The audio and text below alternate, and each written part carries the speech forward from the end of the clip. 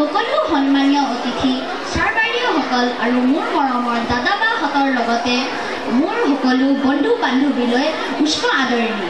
মই অনিৰৱ সোণোৱাল আৰু মই নন্দিতা শইকীয়া। আজি এই শুভ ক্ষণত আমি চতুৰ্থ শ্ৰেণীৰ নীলা শাখাৰ ছাত্ৰ ছাত্ৰীসকলে আপোনালোকৰ সন্মুখত এটি আধুনিক নৃত্য পৰিৱেশন কৰিবলৈ আগবাঢ়িছোঁ।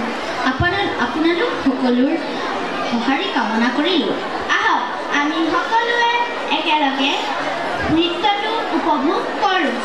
ধন্যবাদ।